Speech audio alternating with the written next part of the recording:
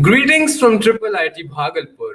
Welcome to the podcast In the Talks. I'm your host Shubharnajit Saha. Today's guest is Miss Rashi Krishna. She had done her schooling from Notre Dame Academy, Patna. She is technically skilled in .NET and Angular framework. She had worked on projects such as book recommender system using machine learning libraries and employee management system using Flask. Currently, she is placed in MAQ Software with an 8 lakhs per annum package. Welcome to the podcast, Miss Rashi Krishna. Yeah. Good evening, everyone. And also, we'll be hosting a live Q&A session, so leave your questions down in the live chat. We will be coming to the questions one by one towards the end of the podcast. Ma'am, talking about your childhood memories, schooling, and JEE preparation days. So, ma'am, can you tell us more about how were those memories or how were you experienced during that time? Yes, so for me, I don't think there's like something special about preparing for JE or in schooling in particular. So when I was in school, I wanted to be a scientist. So till 8th grade, my goal was to become a scientist. So till I realized that becoming a scientist is not easy. So one of my cousins visited us in my summer break, and uh, she was an engineer. So that's how I got into like what engineering is. Till 8th grade, I had no idea what engineering was. I like using computer, and my first programming language was Visual Basics. I don't know if that's even relevant now, but that was the first programming language that I learned in school. And in ninth grade, only wanted to be an engineer, and till 12th grade, I knew of every engineering college, like the top engineering college, and I wanted to be a computer science engineer. As for JE preparation, I wouldn't say I put a lot of effort during that phase. So I hoped I put more effort, but I used to prepare basic physics, chemistry, maths, and we had IP. In 12th standard, we have IP, and they gave us a project, a very lengthy project. And I used to work a lot hard in that project, not knowing that you could easily copy projects from your seniors. So, and my mom used to scold me a lot. Prepare, like, pay attention to your coaching, not to your schoolwork and all. And I gave the J exam and waited for a college to be allocated. And that's how I got into Triple IT Bhagat. That's nice. And what these are the memories and these are the preparations that you do. It's okay. Everyone has some regrets and everyone thinks of they could have done better. But we reach some place, and I hope that we should move on forward without thinking about those regrets Yeah, because ultimately we learn from our mistakes anyway. And yeah. ma'am, what sort of advice would you like to give to the freshers of our college?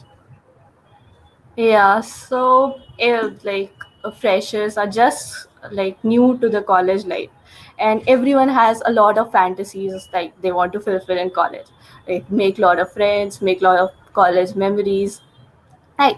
So one thing that gets neglected is like pursuing like uh, exploring yourself, and this is like very less talked about, because when you thought maybe in your 12th standard or 8th standard like you wanted to be an engineer, you might uh, at that time you might have thought that engineering is for you, but when you get into college you might be like more attracted towards other things, like you might be attracted to singing or acting, even like photography, anything. So I think my advice for freshers would be explore yourself, like indulge as many activities as you can. So like there are many clubs nowadays in like college. In our time we did not have clubs, so you can just take part in those clubs, take part in the activities, explore yourself. And even like you know that coding is the thing for you, like you are more oriented towards computer science or like uh, uh, electronics or mechatronics, just explore. There are even like many subfields, right? So just explore yourself, like what you really like, and just enjoy yourself, like make memories, and that's Yes, I mean, obviously, like we have to hmm. explore ourselves in any many fields because now we have many clubs. Apart from the clubs, also like extracurricular activities are a part of our life itself. We learn many Hmm. things going on forward from every outlet possible. And ma'am, talking about like your own experiences, what did you like best about our college? Is that even a question? Obviously, friends, hostel memories. That's the best part of college. Uh, for me, there are like a lot of memories, like, but I cannot talk about them in public. One of them that I can speak now would be in my second year. I don't remember it's second or third year. Me and my best friend, like my roommate, we used to watch horror movies every night. Like that became a ritual for us, and we were not the brave type. We were like scared type. We used to be so scared, and like somehow we got into watching horror movies, and that was like an everyday ritual. We used to watch it every night. And the thing about horror movies that people say is when you watch it with friends, it becomes a comedy, right? But what they don't tell you is when you watch it with a group of friends, when you watch it with two people, it becomes, if the level of scary, or like if the level of scary is this, it becomes this. So at the part in which I was not scared, my roommate will be scared. In the part that I was like she was not scared, I would be scared. So we used to scream a lot, but somehow that became a ritual, and we used to watch it every day. Even now, I cannot watch horror movies. That was the phase that ended, thankfully. And one more thing about groups watching horror movies, that there will always be pranksters who will be like making noises from the behind, and they will try to scare you as much as possible. So there's also Yeah. that. Thankfully, we did not have. Otherwise, we would have been dead because we were the scared type. Yes, I mean, yes, of course. I mean, I think honestly, everyone can say, like almost everyone can say that their friends or their college life or the hostel life, more appropriately, Hmm. that was the best part of the college because it is the most fun you have, and you play games, you have fun with your friends. It's just a completely different lifestyle than what you had in your school life. Yeah, Completely yeah. different. Hmm. And ma'am, talking about like we all have someone we look up to or we want to be like someone. So who would you say is your inspirational figure? As for me, I would not like point to a specific person that he or she is my inspiration. For me, there are like different people, and there are certain qualities that I like about them. For example, I like how selfless my father is. I like how hardworking my mother is. Even my sister, she is an architect, and I like how much she loves her work. So even when it's not like academic related, she would be learning a new software, a rendering software, and I like that about her, that she enjoy what she studies. Even when I talk about my friends, I like different qualities of theirs. For example, of one of my friends in college, I like how confident she is. I want to be as confident as she is. And like there are small qualities that I like about every person. If I talk about related to my field, engineering, I wouldn't say I look up to somebody, but there is a cousin of mine. She is also a computer science student, and I like how down to earth she is. Even though she is working in a very big company, whenever she comes home, she will, like, you won't feel that she is somebody that big. So that's what I look up to with different persons. Basically, you look up to many different people and their different small quirks or small like uh, abilities to cope up with something or seeing how they're down to earth. I mean, yes, I mean we all have been there in some way or the other. Hmm. Some of us follow only one person and we want to be like that, and some of us follow many different small parts, like small people. Like small people is in like different people and their small quirks or small quality. That is a very good thing to have actually. And ma'am, we know that you had changed your branch from ECE to CSE in your first year. So how was your approach when you did that? Oh, okay. So obviously, I didn't get CSE during the allotment. So in the first semester, I was fine. So I did not even think of branching because people told me that changing branch was very difficult. You have to be the top of your branch.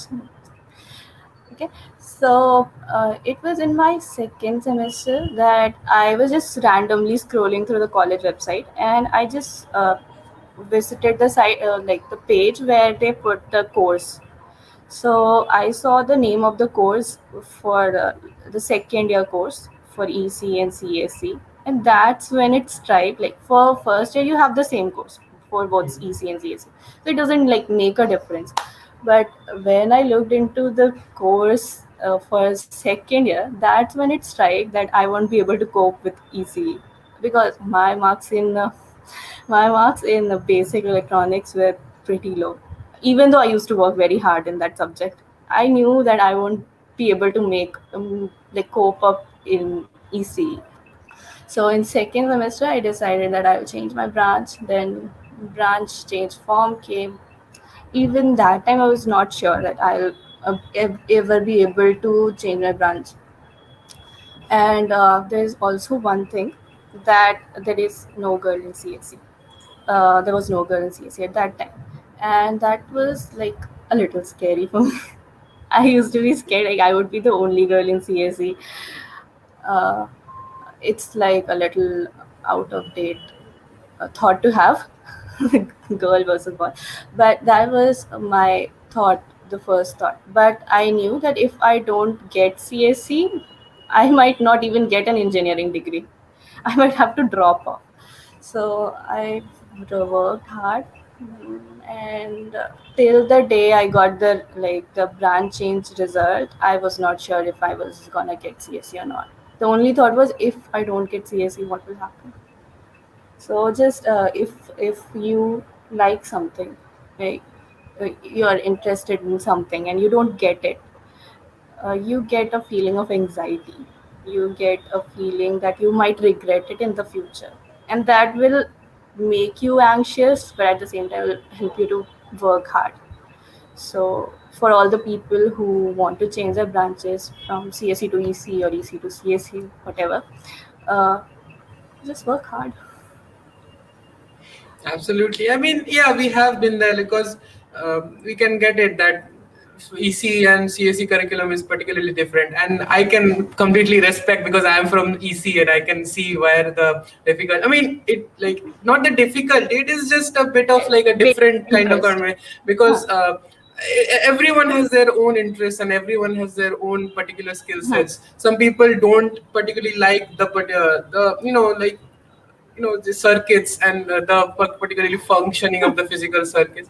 It is no, this is nothing to be worried about, and I'm glad that you were able to change it in the end and you got what you wanted, because ultimately it landed you where you are right now, isn't it? Because Yes. yeah, that is where it took off from there. So I'm glad that it actually happened in the end. So ma'am, you are into software development, so what was your motivation from beginning to get into software development? Uh, like I won't say I had a motivation as such. It's just that I liked coding. So I just like the feeling of it. uh, if you ask me, like there are different domains in computer science, like why did you choose software development, like there is web development.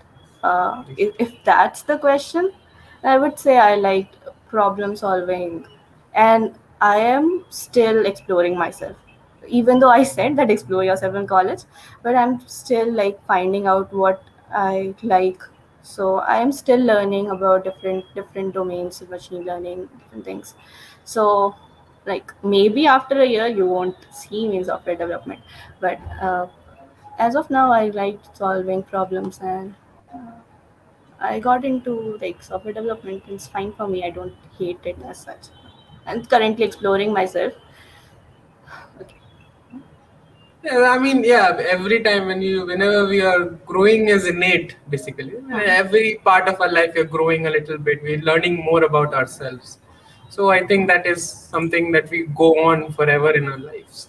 That is a good approach to have, and I hope that you will get into, like, you will learn more about yourself, and you'll get into it. Like everyone, this is for everyone, not just for Hmm. you or me. This is for everyone. Everyone will get to know each other. They will learn their own motivations and goals set Hmm. for themselves. Ultimately, you need a goal. That's what I feel. Yes, that's very important. Yes. And ma'am, how did you prepare for the placements during the onboarding? Okay, for placements. So I used to use Interview Bit. So that's a platform where you can just search for question based on company. So you can just type the name of a company and they will just give you a list of questions sorted by different categories like DP, graph, etc. So I personally used to use that website for preparation. So if you ask for a tip, so if you're just starting up with coding, you can just use HackerRank for competitive coding. So HackerRank has a very user-friendly interface. So you can start with HackerRank. Obviously, that might not fulfill your uh, interviews and all uh, like need. So you can then use LeetCode. LeetCode is also a good platform. Uh, or if you want to have like a better grasp on competitive coding, you can use Code Forces. It's also a great platform. So all of there like like lot of platforms where you can practice. I personally used Interview Bit. And ma'am, like, that we all face rejections, and there are Hmm. times when we feel, so how did you deal with any sort of like backlash, or like you could not see that this part is not working during the Hmm. placements itself? So how did you deal with that particular Hmm. thing, if there The were any? thing, yeah, I have been rejected, and the thing about getting rejected is you might, for the first time, you might not understand what mistakes you made. Uh, so you might blame your luck, the interviewer, or like you can blame anything. But the first thing, if you're getting rejected, don't take it negatively. Don't think that it was because of your bad luck or like it was just a bad day. Like just accept that you were lacking, and just accept that you were lacking, and don't take it like very negatively that I am a loser. I cannot overcome that.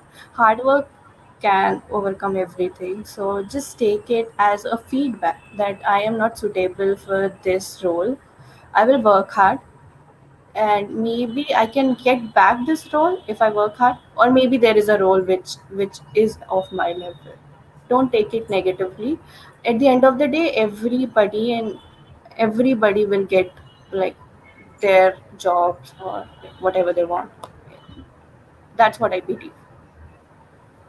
Absolutely. I mean, we have to learn. Hmm. We keep, as we are keep pondering upon the same topic. We learn from our mistakes. We have to keep an eye on whatever we do. I mean, obviously, it is something we keep on growing as a person also. So that is obviously the thing. Yes, rejections will come throughout our lives. Obviously, that's something that happens. All, like, it keeps on happening. Rejections, failures. We just have to keep learning from it. That's what I think. I think that's what we should be focusing more on. And ma'am, uh, so ma'am, like, there are many people who want to like pursue this particular software development. So what Hmm. advice would you like to give to those kind of people who want to like Hmm. pursue a similar career as yourself? Uh, for for college students, I would just recommend that whatever you learn in college, just put it into practice. One thing that college does not like give you enough of is the why aspect. Like I'll explain you what I meant. So basically, they will teach you what, for example, OOP is, right? Object oriented. So you might, okay. So they will teach you what object oriented programming is. They will teach you how it's implemented, but they won't tell you why you need object oriented programming in the first place. So the first thing that I would recommend to people who want to be a software development is continuously ask yourself the why part.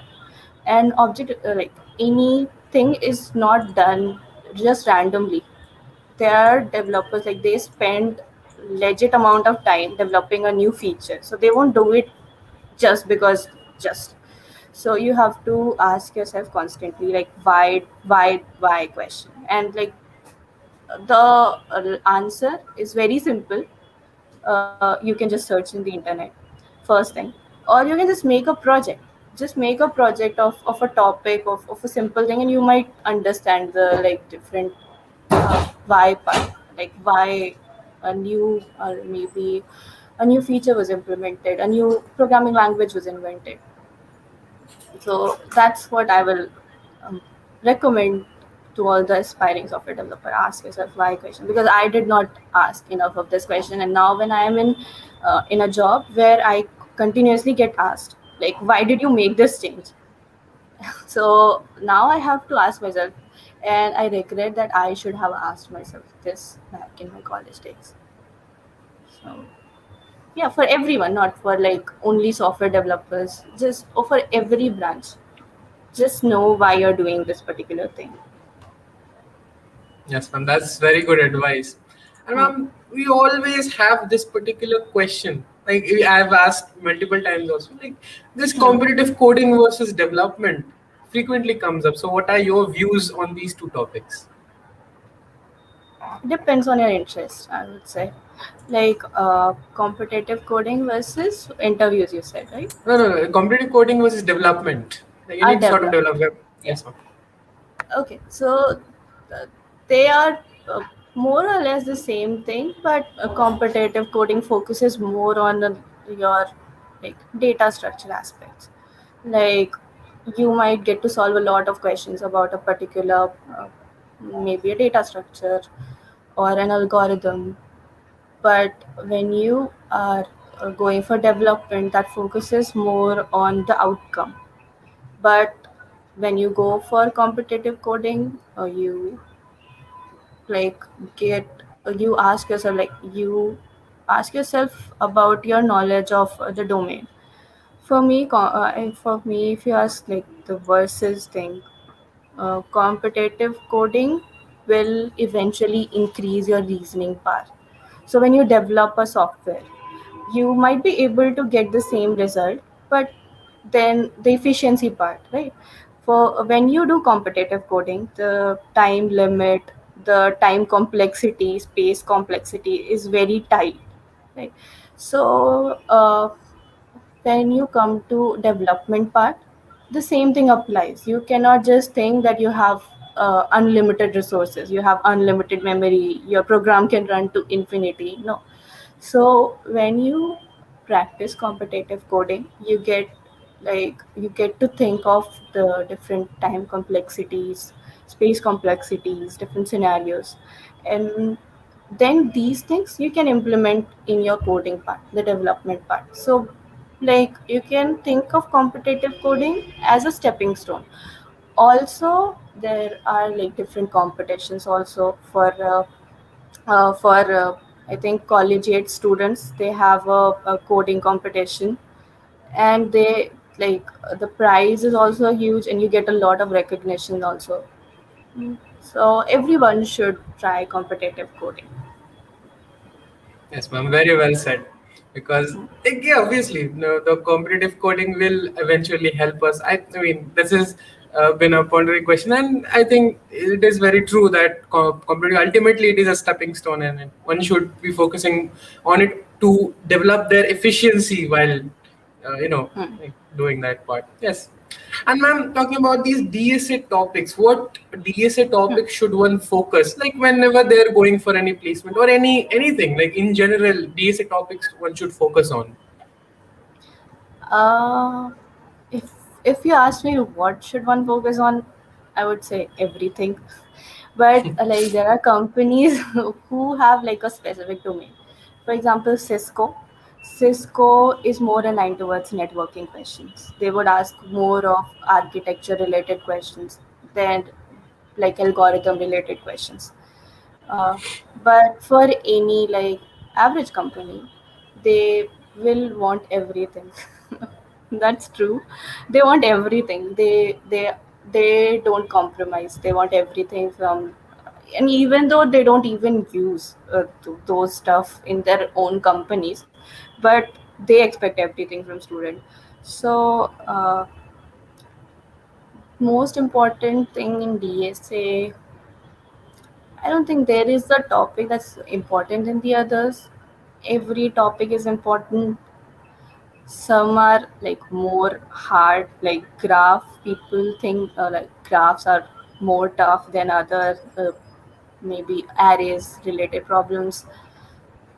So that's another thing. So one, if you start with simple problems and you have like a basic understanding of what graphs are, it becomes easy for you to understand the algorithm.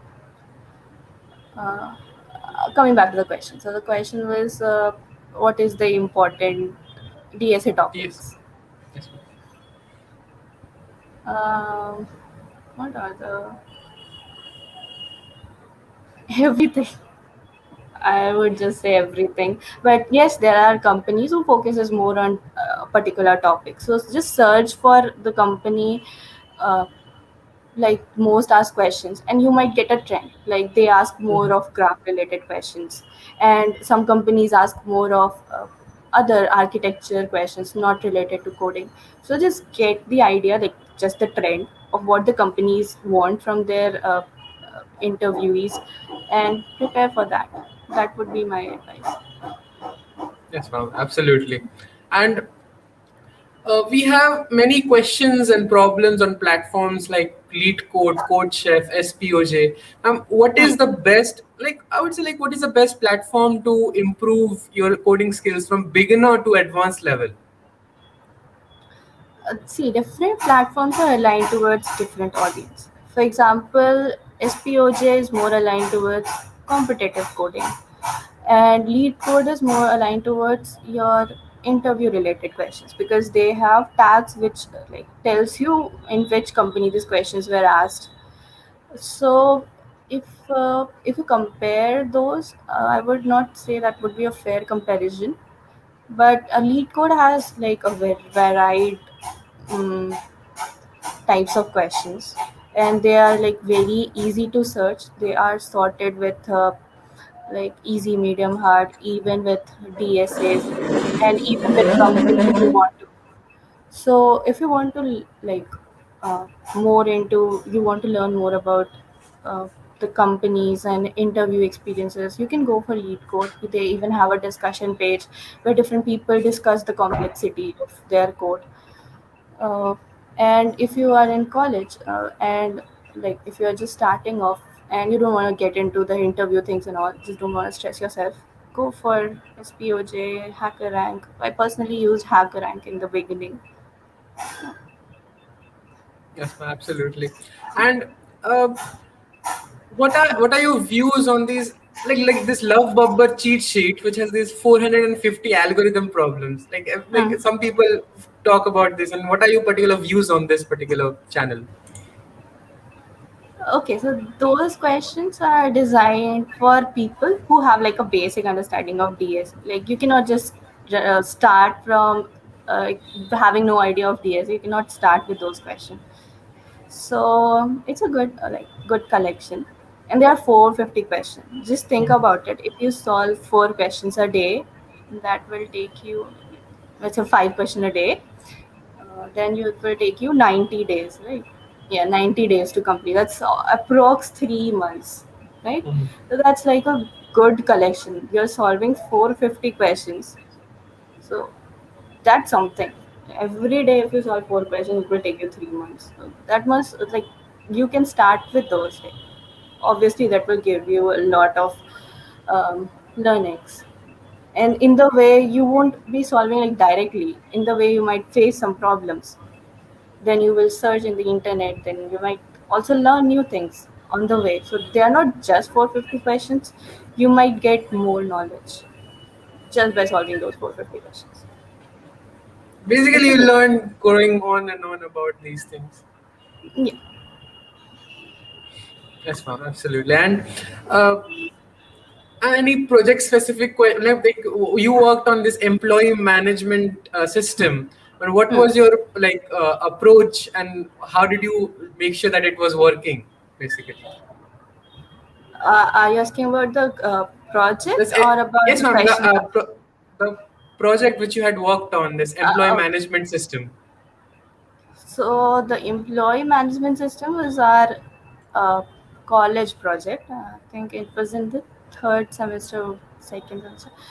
So it was like a group project we did. So all the requirements we were provided by our course instructor, and we used to work in group. So when you work in group, you get a lot of ideas, and that's like the best part of working in group. You get a lot of ideas and views, and based on the ideas and views there were sometimes conflicts also, like I wanted something else, others wanted something else.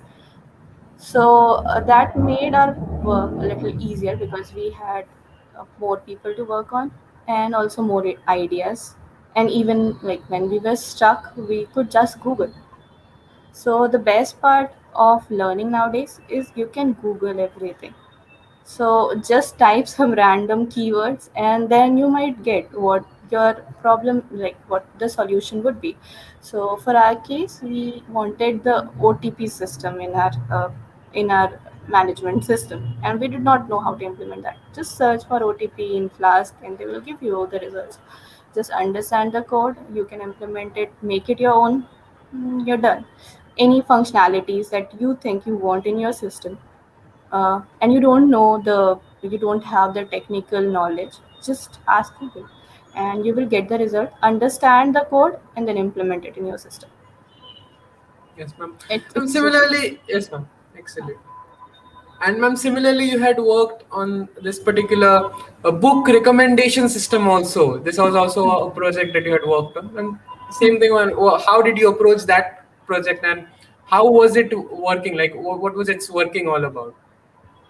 Okay, so it was a recommendation system wherein user with a interface wherein user would enter certain books that they like, and based on the books they like, they will be recommended some books that they might like. So for me, I had taken a course on machine learning, so I knew about different algorithms that was used for recommendation systems, and there are like two, three different algorithms. So what I did was I implemented those all the algorithms, and whichever one was giving the best accuracy, that was put to development. Like that was the final algorithm. Yes. Yes, ma'am. And uh, what like these quantitative aptitude problems are frequently asked in placement rounds, like the questions such as some logical questions, these quantitative aptitude. So Hmm. how should one approach these kind of like while preparation, how should one approach these questions particularly? So one thing about these quantitative questions that you talked about are that like they are very limited in number. So like the pattern is very not, they won't pop out of the thin air. So like there are set patterns, and they will ask you in any company, they will ask you uh, questions based on those different buckets only. The problem is there are a lot of buckets. Like you can have pattern recognitions, or you might even get questions like asking about relative speed, like simple maths question, simple interest questions also, ratio questions also. So what I would recommend is there are various websites which where what they will do is there are two ways to go about quantitative questions, like learning quantitative questions. You can either go topic by topic, like just search for a topic and do like 10 questions maybe, and then search for another topic, do 10 questions. Other way would be like you just randomly solve a question like with mixed buckets. Like there might be questions with ratio, there might be questions with percentage. So the problem with the first approach would be like you might run out of time solving only three types of questions, and the fourth type pops out in your exam. So there are different websites. Even InterviewBit, they have a section for quantitative questions, and I go for the second approach because, like, just by solving one question of one category, I learn about the entire category. So go to any platform, just search for quantitative questions in Google or anywhere, and you will get like MCQ type. Just make sure that those questions are not coming from only a particular category. Solve Solving maybe 5 questions a day will be enough. They are not that hard quantitative questions. I mean, some people do get stuck in these type of questions very frequently, Yes. and they get very anxious while solving it. So that's a big problem to some of the students that they have. But Hmm. ultimately, you have to like get used to it, because ultimately that is what that's going to be frequently asked, I think. Yes, just make it a habit of at least solving 5 questions a day. That will help you in the long run. So if you're solving 5 questions for 10 days, you're solving 50 questions. And that is better than solving all 50 questions in a day, because you will forget. After Exactly. 10 days, you might forget the concepts that you use. So just solve little. If you are like not that not that sincere, then you can just solve 2 questions a day. That's also good. Just be consistent. That's what I'm saying. Yes, exactly. And your what? How was your interview experience with MAQ? Oh, Like, huh. yeah. For MEQ, we had 2 rounds, two technical round and one HR round. So in the first round, they asked a coding question. It was like medium, not very hard question. It was like a medium level question, and they asked questions based on SQL. And I was not able to answer the SQL question, and they even asked like, "Do you know this topic?" Like they said, mentioned a keyword, row number or something like that, and they asked if you have heard about this row number thing, and I said no, sorry sir, and they said, oh no, don't no need to be sorry. And at that time, and they asked questions about different algorithms, about sorting, different types of sorting, and like all the like simple questions, algorithm based questions, and object oriented programming questions. Like every interview they ask questions about object oriented programming. So uh, so because I did not answer the question on this, the SQL question. Other than that, I answered all the questions, and 2 3 questions also I was not able to answer. So uh, so learning from my first interview would be that even though you don't know an answer for a question, just don't straight away say that you don't know the answer. Just think about it. If you have literally no idea, you can say you don't know because I said I don't know. But if like there is a like even 1% chance that you might know a certain word, don't say no. You just think about it and just let the interviewer know what you are thinking. They might even give you hints. Other thing is, if you're not able to answer a question, what happens is it destroys the whole interview. Like the whole interview, you keep thinking about the one question that you did not answer. So if even if you're not able to answer, don't just keep thinking about the question that you were not able to answer. And for second round, they also asked a coding question, and they asked a lot of questions about my projects, about my other curriculum activities in college, and then they asked a lot of questions on object-oriented programming and operating system. So my second interview was better than the first interview. And then there came the HRM, where he straight away asked me first question that if you get offered a job where you are paid more than this, would you accept that job? And I literally wanted to say yes, but I knew that this won't get me this job. So I think I just flipped the question and I just said that this job is like is what I like. This is more oriented towards my goal, all sort of thing. I hope they don't watch this, otherwise. they'll kick me out of the company. But okay, so just if they're asking you some like this trick questions, just try to flip the question. Like get out of that net. You will get stuck in your own answers. And then they ask me about my family, how many members are there in my family, where am I from, just basic things. That's then like within 2 hours I got selected. That's very nice. And ma'am, uh, what is the what is the working environment like at MAQ so far? See, I'm working from home, so I don't have any environment. I have my room. So, But still, there must be some interactions and whatever. yes, we have meetings, 3 meetings a day. Sometimes it's even only one meeting. Sometimes I even forget that I'm working. I just sleep.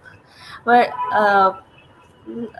if you tell, if you ask me about my experience of working in general, not at MEQ, I would say initially I was little like tired. I used to get tired very easily. Even when the job got over, like initially got over sharp at 6, even like 5:20 it got over. It got over very early initially because we were just getting trained. They were just teaching us stuff. I used to get so tired that time, and I used to wait for weekends. And now, when you ask me about my working hours, it would be a dream for me to end my like shut down my laptop at 5:20. It stretches to 6:30, 7:30, sometimes 8 also. So what okay, coming back to the question. Working environment at MEQ. So I get to interact with a lot of people, and like professionals, and I get to learn a lot of stuff, uh, which I were like 4 years of college versus 5 months at MEQ. I learned a lot of different things in working in a project, because obviously when you get a hands-on experience on certain technology, you get to learn exponentially. So that's why I would recommend everyone like search for internship, even like if you're not getting, especially for second year or even for third year, you might not get paid internship, right? So even if you are just paying a minimal amount, it should be minimal, not too much, and you are getting like an experience in a like technology which you like, you should invest in internship. It's a very great starting point. You learn a lot of stuff working in a professional environment. Apart from that, there is no special like experience of working in MAQ. Yes, ma'am. And like apart from your work currently at MAQ, are you working on any other projects, like any personal projects at the moment? I wouldn't say I'm working on any dedicated projects, but yes, while working on certain projects, I get to learn about new technologies.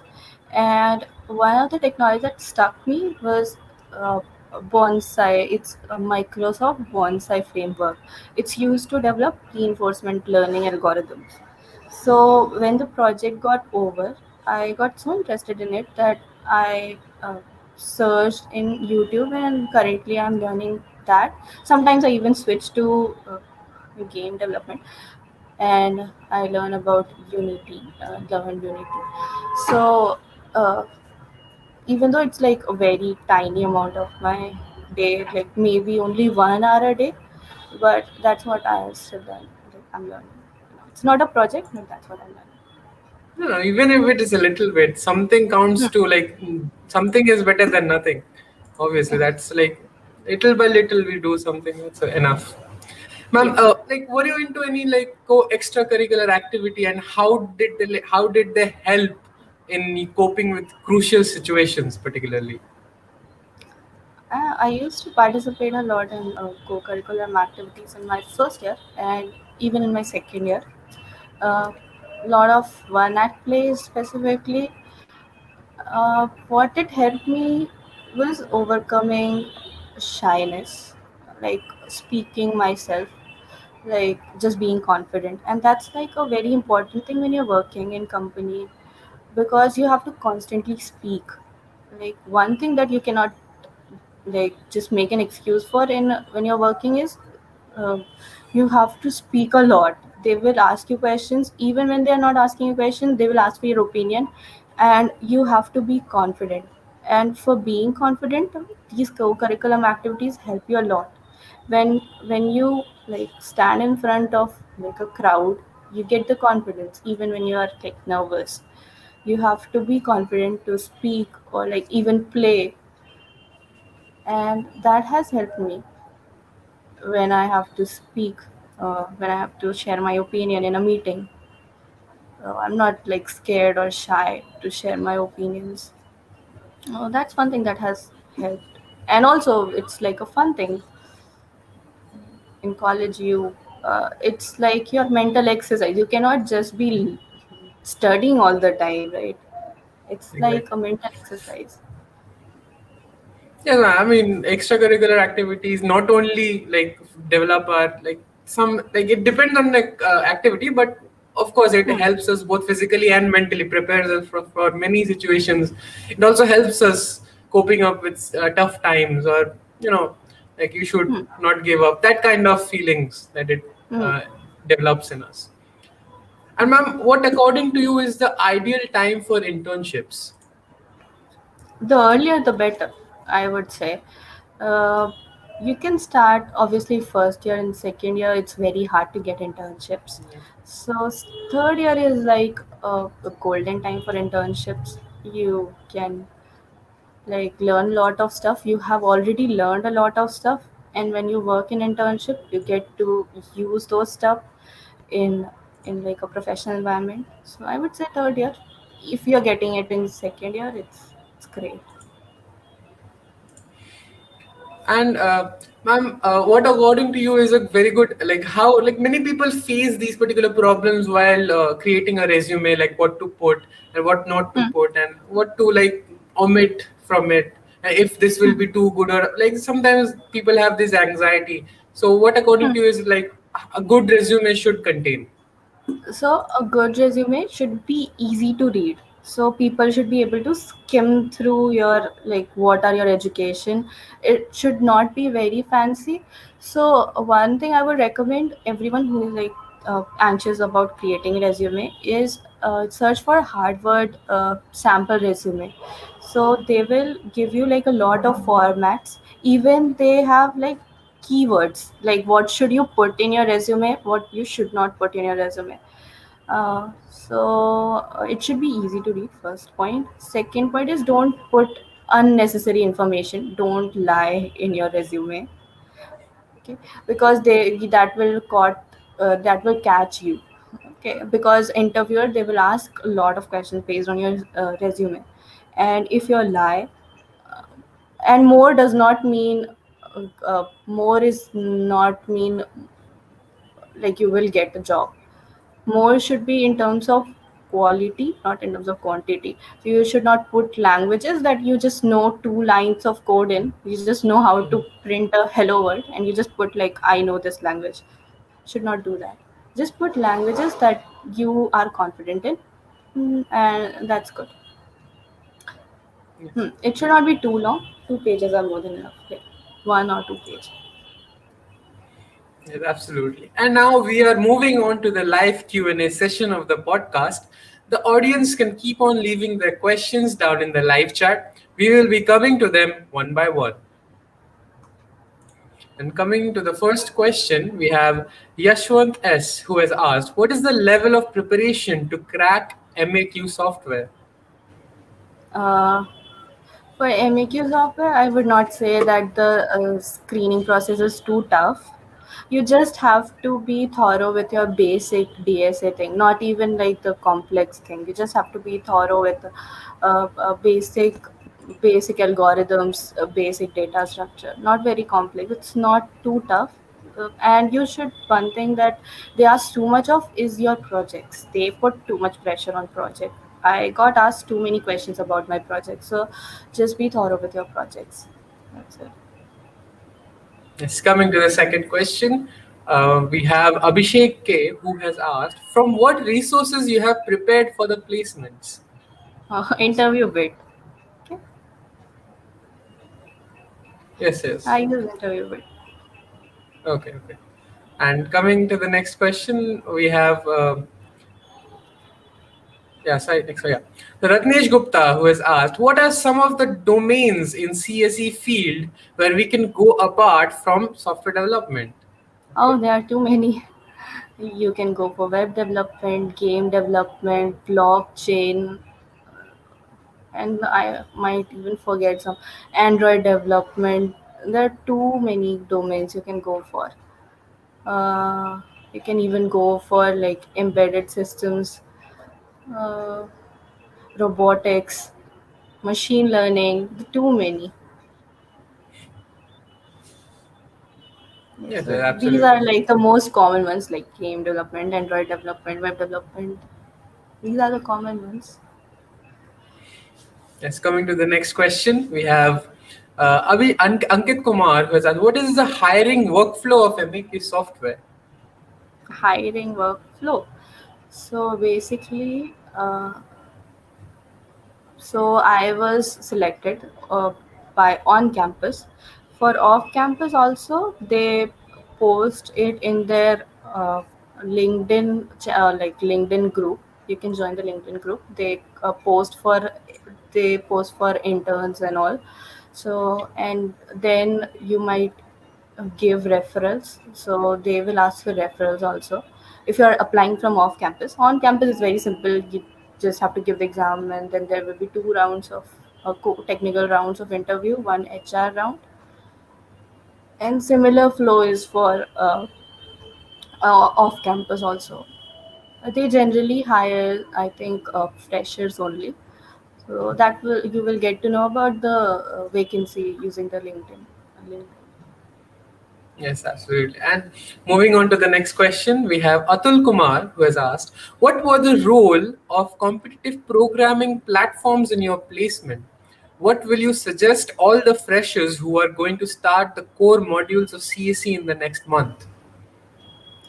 Okay, so obviously, I told that competitive programming restricts your resources. Your program should run in a particular time frame, and it should like occupy only a particular amount of memory. So I would not say that. So these things obviously help in the questions they asked in the coding round.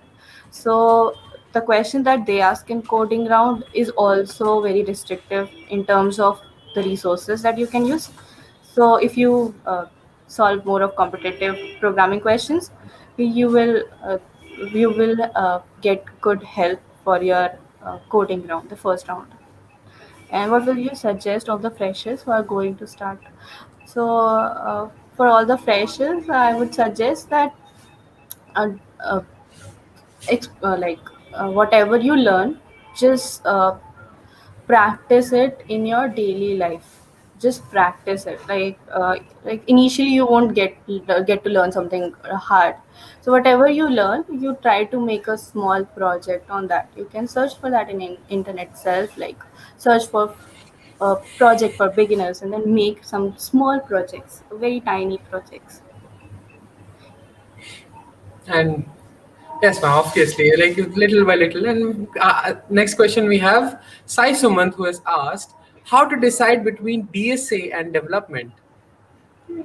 Okay.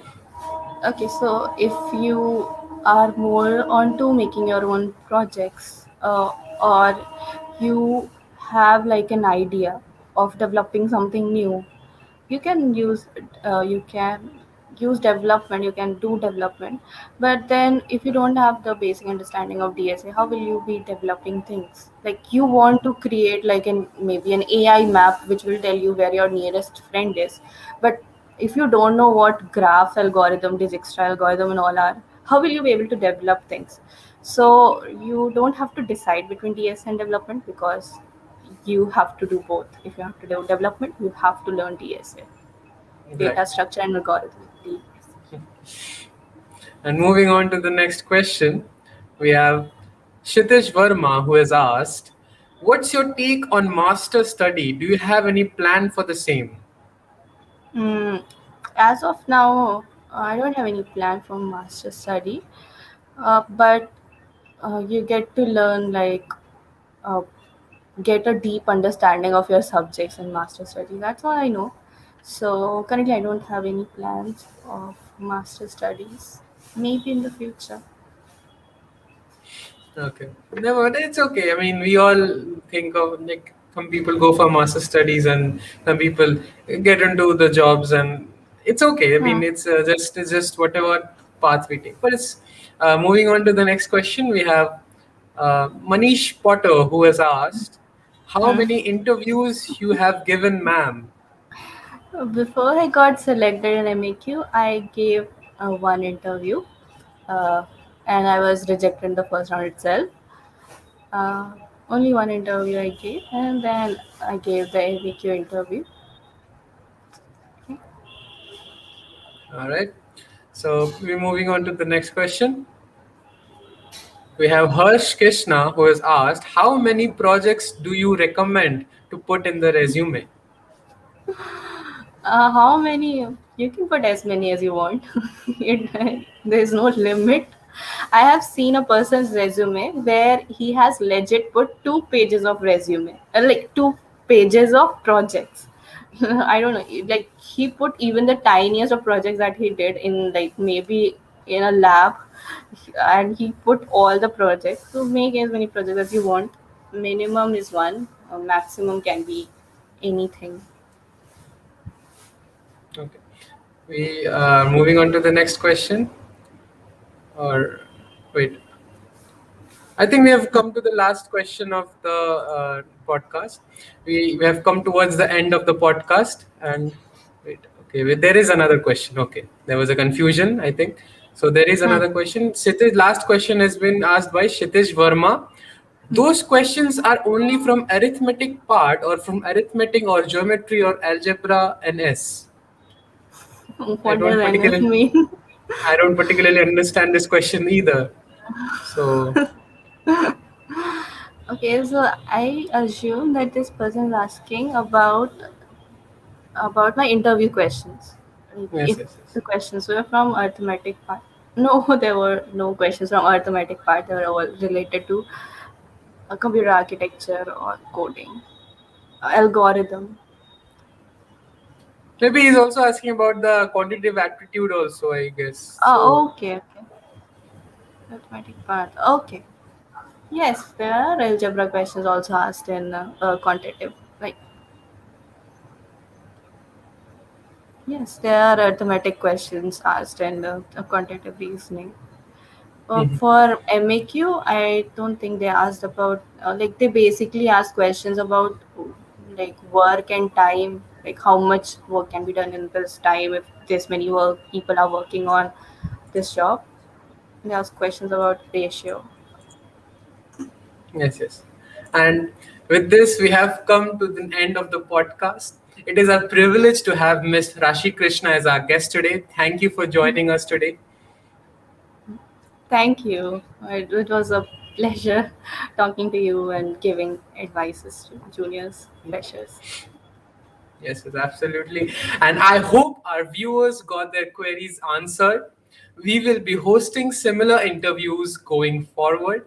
So stay tuned. And until next time, it's your host, Shubharnajit Saha, signing off.